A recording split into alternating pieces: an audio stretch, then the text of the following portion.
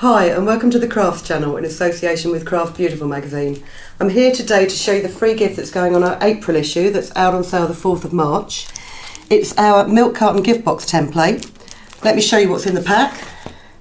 You have a hard plastic stencil for cutting your piece of card to the right size in the first place. You then have your flexible scoring template, and you've also got your guideline template, because this is important. The dotted line shows you where to score, but I'll come to that in a minute.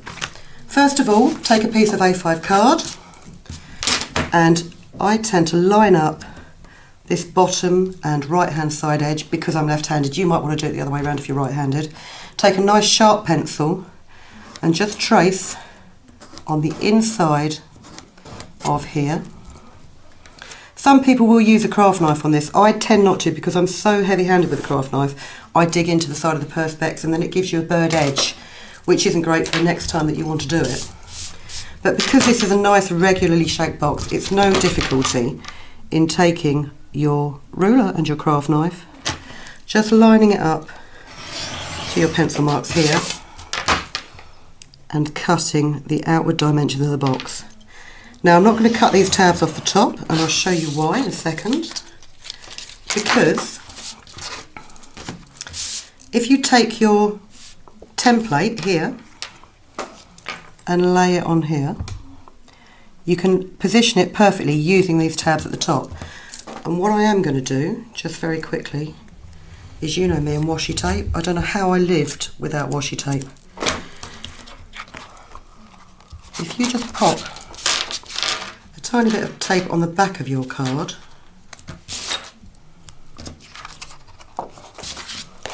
so that when you lay your scoring template over the top of it, lining it up,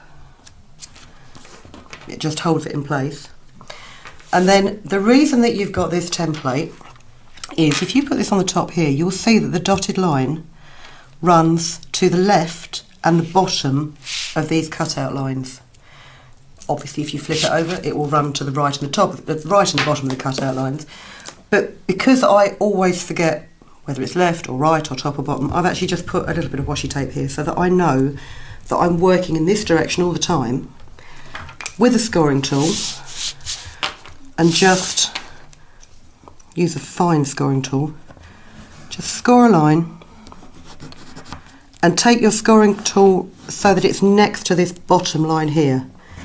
Because the gaps in here are quite wide because of the manufacturing process, you've got a lot of leeway here. You know, you could go to the middle or the bottom, but for the most accuracy, if you run it up against the bottom and then also against this side here, which we'll call the tab side, I won't call it the left hand side or the right hand side because it depends which way you are using this, and then also these triangular bits are at the bottom. So I'm not going to score all of that because, as if by magic, I've got one here already that I've scored.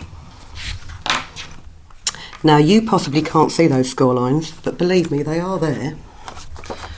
And what I'm going to do is, again, you can cut out the tabs, and then you can fold on the score line here, and find your scalpel. You could normally use a bone folder for this, but I neglected to pack one this morning. There's always something I leave behind. You fold on the score lines and make them nice sharp creases like this one here. Now what I'd recommend you do is you decorate your box while it's flat like this. I mean, I've made this gift box here, and it's simply by sticking panels of paper onto here. This, remember, is the base of your box. So to assemble it, once it's been decorated, if you just get some double-sided tape, if you can find the end of your double-sided tape, a bit of double-sided tape on this tab,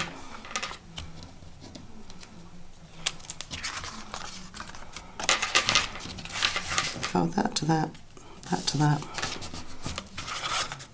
That's made your box.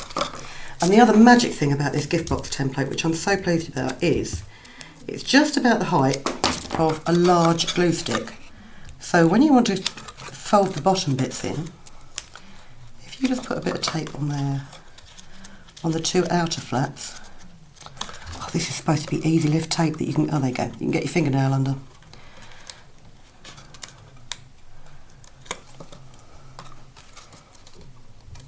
Please bear with me a minute while I've got dodgy hands.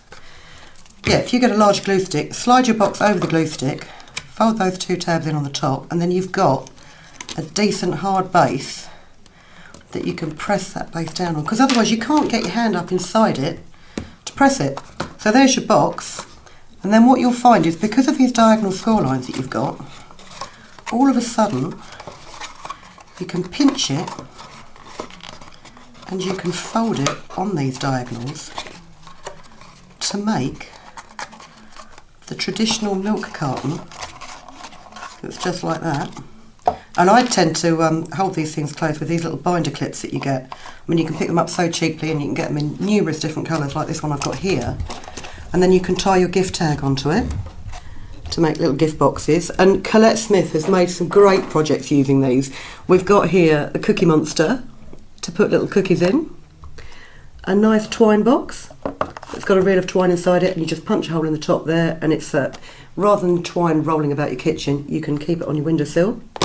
There's some lovely boats that you'd fill with sweets and treats to give to kids. Coming over here, you've got your traditional milk carton, and we've got some sweets here that Chris the cameraman is going to nick later. And then this lovely row of beach huts, and what she's done is instead of folding it on that line there, she's not creased this line here. She's stuck it together like that and then just covered that bit with a panel of paper. So you've got, you know, line them up on a mantelpiece or a spare shelf on your bookcase. You know, decoration for a beach hut if you're lucky enough to own one. Beach huts, I mean, it's one of those, they're one of those motifs that have been around for ages, and they're so cute, and I really want to paint my shed like a beach hut when I get around to it and the weather's warmer.